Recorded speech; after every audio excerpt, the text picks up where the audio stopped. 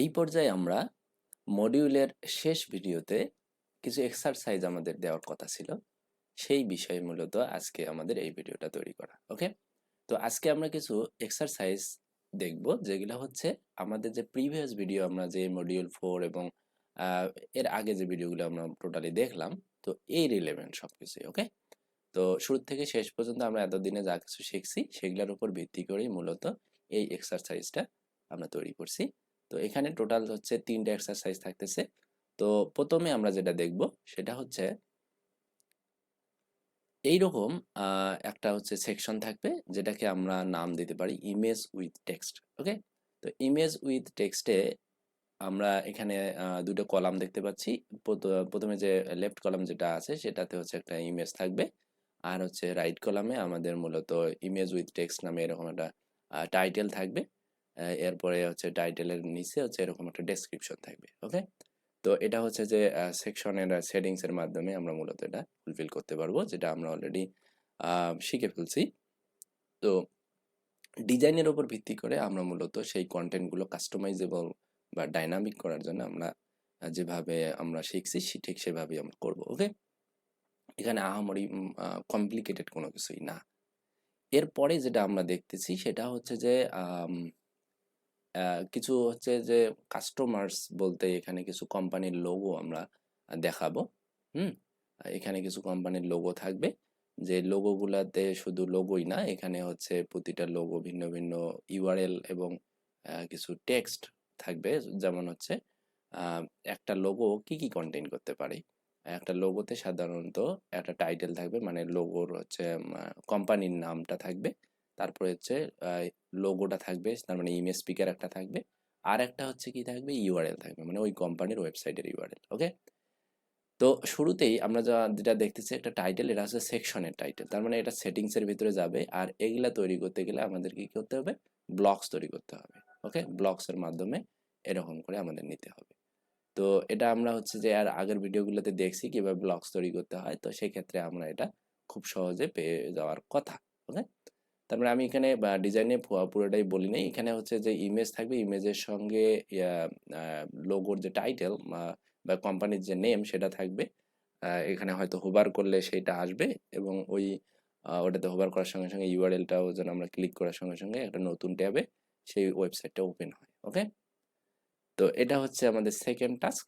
এবং লাস্ট এবং final task যেটা, সেটা হচ্ছে যে এরকম একটা কালেকশনের ট্যাব, কালেকশনস ট্যাব। ওকে, কালেকশনস ট্যাব বলতে আমরা যেমন ফিচার্ড কালেকশন একটা তৈরি করছিলাম, রাইট? তো সেটাতে আমরা কি করছি, একটা কালেকশন আমরা সিলেক্ট করার সঙ্গে সঙ্গে সেই কালেকশনের আন্ডারে যত প্রোডাক্ট সেগুলো হচ্ছে এখানে আমরা দেখতে পাচ্ছিলাম। বাট এক্ষেত্রে আমরা একটু ডিফারেন্ট কিছু করার ট্রাই করছি, সেটা হচ্ছে কি, আমরা যখন প্রথম কালেকশনটা বাই ডিফল্ট এটা হচ্ছে অ্যাক্টিভ থাকবে। তো এটা কি করতেছি, যখন এটাতে ক্লিক হচ্ছে বা এটা অ্যাক্টিভ থাকতেছে, তখন এই কালেকশনের প্রোডাক্টগুলো হচ্ছে নিচে দেখাচ্ছে। তারপরে যখন আমরা এই ট্যাবে ক্লিক করব, তখন হচ্ছে প্রথম কালেকশনে যে প্রোডাক্টগুলো এটা হচ্ছে হাইড হবে, এই কালেকশনের আন্ডারে যে প্রোডাক্টগুলো সেগুলো হচ্ছে দেখাবে।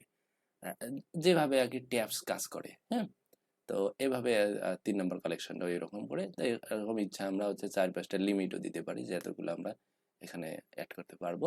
তা আমি হচ্ছে যে আপনারা হচ্ছে উদাহরণ হিসেবে 3টাই করবেন। ওকে, তো সেক্ষেত্রে হচ্ছে আপনাদের এটা করার নিয়মটা হচ্ছে এরকম যে এটা ব্লকস আকারে করতে হবে, রাইট? ব্লকস আকারে করতে হবে, এবং একটা ব্লকস এর মধ্যে কি থাকবে, কালেকশনের টাইটেলের একটা ইয়া থাকবে, অপশন থাকবে। এরপরে হচ্ছে আর কি থাকতেছে, ওই কালেকশনের আন্ডারে যে ফর লুপটা আমরা চালাবো প্রোডাক্টের জন্য, সেটার হচ্ছে যে একটা কালেকশন পিকার থাকবে। তারপরে হচ্ছে আর তেমন কিছু না, আমরা তো কালেকশনের মধ্যে প্রোডাক্টস এর মধ্যে তো বাকি সবকিছু পাচ্ছি। তো এইগুলা প্রত্যেকটাই হচ্ছে একটা প্রোডাক্টের করে কার্ড। ওকে, এরপরে হচ্ছে যে কালেকশন 2 তে যখন আমরা ক্লিক করব, এবার মানে আরেকটা যখন আমরা ব্লকস অ্যাড করব, তখন এরকম কালেকশন 2 এরকম পাশাপাশি আসবে। সো এগুলা হচ্ছে লুপ আকারে চলতে থাকবে। তো এখানে মূলত লুপ হবে 2 ধরনের। প্রথমত হচ্ছে যে একটা ব্লকের লুপ হবে। হুম, সে হচ্ছে ব্লকস ব্লকস গুলোর জন্য একটা হচ্ছে লুপ হবে, সেই লুপের ভিতরে সাধারণত প্রোডাক্টের একটা লুপ হবে। ওকে, তো এটা হচ্ছে যে ডিজাইনটা দেখলেই সাধারণত এটা বুঝে ওঠার কথা। তো এটা একটু কমপ্লিকেটেড, বাট যদি করতে পারেন তো বুঝতে পারবো যে আপনারা 100% কিছু শিখছেন। ওকে, ভিডিওটা যদি আপনার যদি এর আগের ভিডিওগুলো যদি সম্পূর্ণ ঠিকঠাক মতো করে দেখে থাকেন তাহলে এই সেকশনটা করা আসলে ডাল ভাত।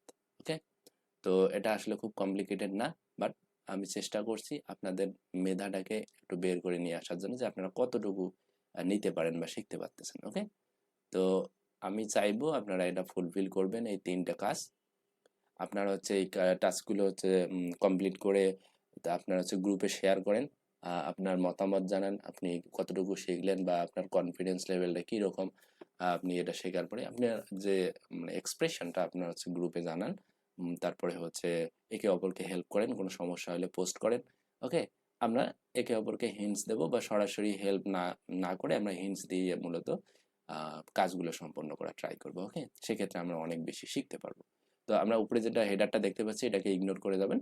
আমি শুধু এই যে একটা ওয়েবসাইটের ভিউ দেখানোর জন্য আমরা জাস্ট এরকম একটা ইয়ে নিয়ে আসছি। ওকে, তো এই 3টা টাস্ক কমপ্লিট করেন, আপনার গ্রুপে পোস্ট করেন, শেয়ার করেন একে অপরের সঙ্গে। আশা করি তেমন কোনো সমস্যা হবে না। সমস্যা হলে আমরা হচ্ছে যে এটা দেখবো আর কি, মানে সমাধান আমরা দেখবো। ওকে, ধন্যবাদ সাথে থাকার জন্য। দেখা হচ্ছে পরের মডিউলে। সেই পর্যন্ত আপনারা হচ্ছে এটা কমপ্লিট করেন।